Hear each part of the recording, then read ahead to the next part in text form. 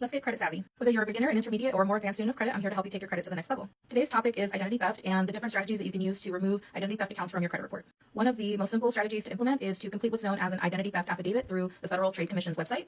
Please keep in mind that these identity theft reports should only be completed in cases of true identity theft because if there is any fraudulent information submitted through this identity theft report, there could be some criminal penalties. So the first thing you want to do is head over to www.identitytheft.gov. It's going to take you to this website here, and you're just going to start clicking through and identifying what the nature of your identity theft issue is. More than likely, you're going to click here on I want to report identity theft.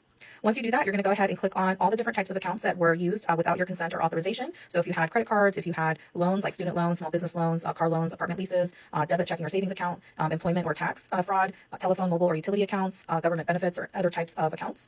So again, you're just going to click on the one that applies to you. Once you hit continue, you're then going to answer their questions. This is a very straightforward report, so you just need to tell them how your information was misused, whether it was a landline, changes to an existing account, things like that. So you're just going to go ahead and click through and let them know what type of identity theft you incurred. And then you're just going to continue on to complete the information. So at this point, you're going to need to have a credit report available to you. That way you can list the name of the collection agency and the account that it's registered to. So you'll need to make sure to list the original creditor here if you know who it is. Like for example, if it was a utility, you could use Southwest Gas, NV Power, just whatever your utility company name is here. And then you would also want to list the name of the collection agency that has the collection now. You're going to go ahead and select when you notice the issue. If you know when the account was open, which could be listed on your credit report, you will list that. You want to go ahead and put in the total amount, the account number, and if you did speak to a representative. And then you're just going to continue. If you have more than one utility account or more than one collection, you're going to go ahead and click on add another, or you're going to hit continue. And again, you're just going to keep going through this process until you've completed all the questionnaires. At the end of the process, you're going to put in your information. Okay. You also will have an opportunity to put in anybody that you know, or if you know the person that actually committed the fraud, you'll be putting that in section 3. And then if there's any additional information, you'll put that in section 4.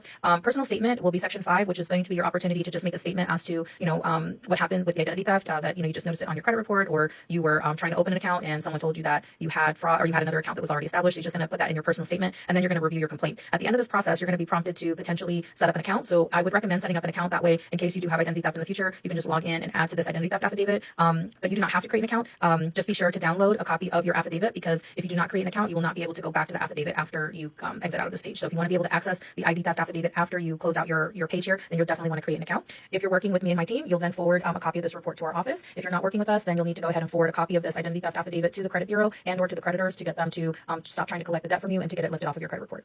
If you need any additional support with this, you can always give us a call if you're an existing client, or if you're a new client, you can always schedule a free strategy session using the link in my link tree.